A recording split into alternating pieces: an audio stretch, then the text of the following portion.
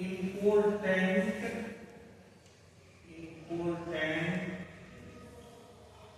fact about subsequence of the sequence. 2-3 बार कहने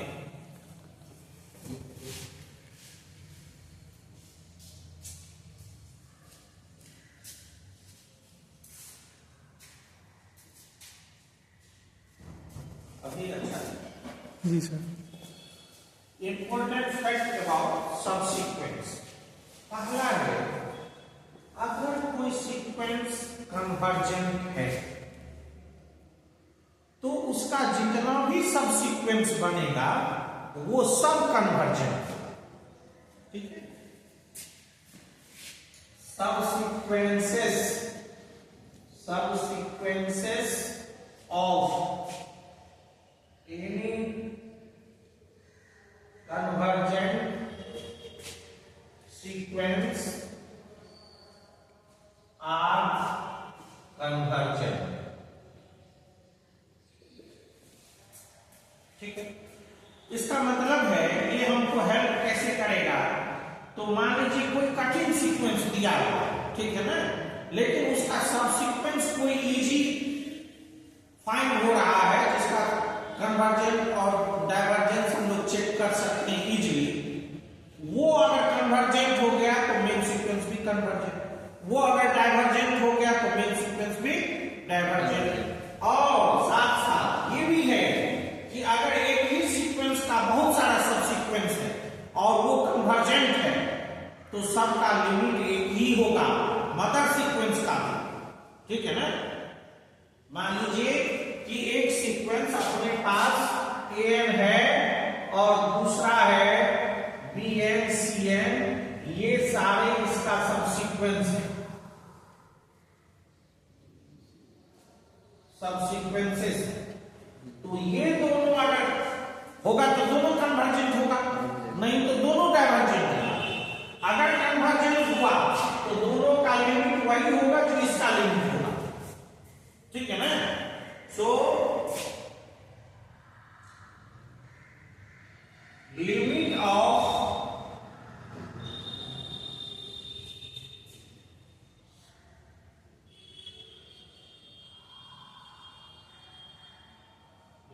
of subsequences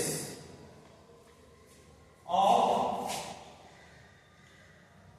convergent sequence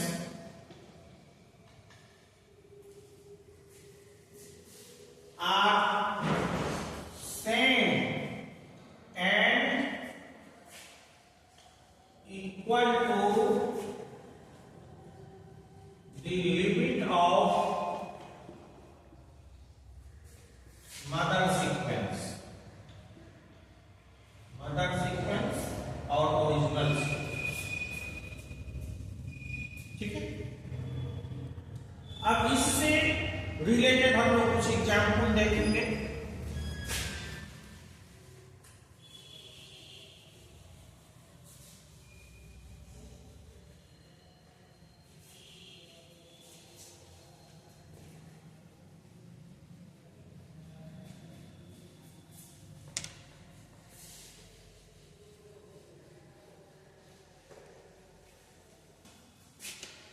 The convergence or divergence of sequence minus 1 to the power n।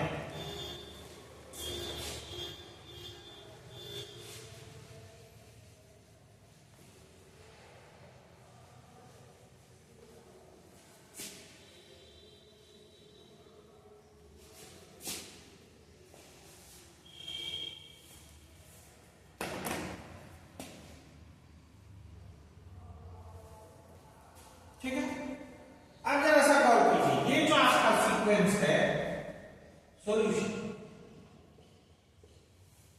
-1 to the power n से जो आपका sequence बनेगा वो क्या होगा, n का पावर वो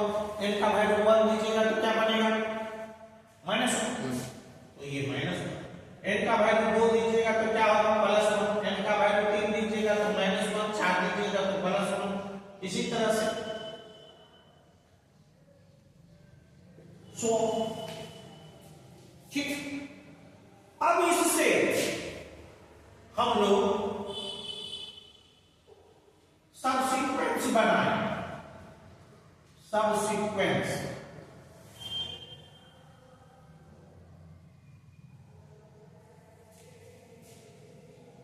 -1 -1 -1 -1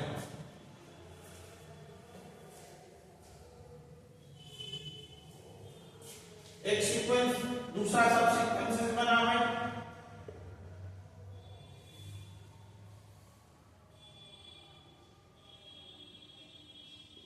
दूसरे टर्म को लेके दूसरा चौथा,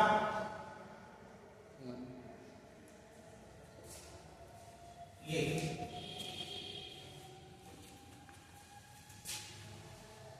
कीजिए कि ये पहला वाला जो सब सीक्वेंस है वो और दूसरा वाला जो सब सीक्वेंस है इसका लिमिट क्या होगा विवेकानंद, ये कहां कन्वर्ज करेगा होगा इसी पर, इस पर जो टर्म है उसका, इसका लिमिट हो जाएगा -1। ये कन्वर्जेज एट -1, तो ये किस पर होगा कन्वर्जेज एट, बोलो ये किस पर होगा 1 पर, कन्वर्जेज एट 1। अब देखिए इसका लिमिट निकला -1, यस सर, इसका लिमिट निकला 1 +1,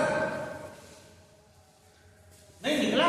यस सर, ये जो सब सीक्वेंस है ये दोनों इसी सीक्वेंस का सब सीक्वेंस है, यस सर, लेकिन दोनों सब सीक्वेंस कन्वर्जेंट है, यस सर, लेकिन दोनों अलग अलग पॉइंट पर है। यस हमने लिखाया कि अगर मेन सीक्वेंस कन्वर्जेंट होगा तो उसका जितना भी सब सीक्वेंस बनेगा वो कन्वर्जेंट होगा और उसी लिमिट पर, जिस लिमिट पर ये सीक्वेंस होगा, और दोनों का सबका ये लिमिट जो है सेम होगा और वो होगा लिमिट मदर सीक्वेंस के बराबर। तो यहां हम लोग क्या देख रहे हैं कि सब सीक्वेंस में लिमिट सेम नहीं है, लिमिट सेम नहीं है, limit are different, limits are different. So क्या हो गया आपका, इसका मतलब है कि जो मदर सीक्वेंस है वो कन्वर्जेंट नहीं होगा, ठीक है ना। अगर मदर सीक्वेंस कब कन्वर्जेंट होता, ये दोनों कन्वर्जेंट है ना, लेकिन दोनों का लिमिट अगर सेम हो जाता तो मदर सीक्वेंस क्या हो जाता कन्वर्जेंट, और उसका भी लिमिट क्या होता वही जो इस दोनों का, ठीक है। लेकिन अभी ऐसा नहीं है, दोनों कन्वर्जेंट है लेकिन दोनों का लिमिट सेम नहीं है, इसलिए मदर सीक्वेंस क्या होगा, सब सीक्वेंसेस here, सब sequences converge at different limit or points, limits, therefore original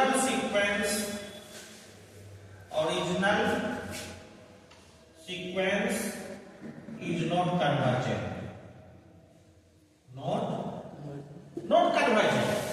convergent means divergent, yes sir, but here divergent का एक स्पेशल पार्ट, ठीक है ना। अगर एक ही पॉइंट वहां नहीं हो, डाइवर्जेंस टू -∞ और पॉइंट्स, यस सर, लेकिन ऐसा भी नहीं है, यहां है कन्वर्जेंस टू 1 और -1, therefore this is oscillatory sequence, नहीं Yes, ये sir. कैसा होगा oscillatory, है ना। डाइवर्जेंट में भी oscillatory, इनफाइनाइट लिमिट के साथ नहीं, किसके साथ oscillatory,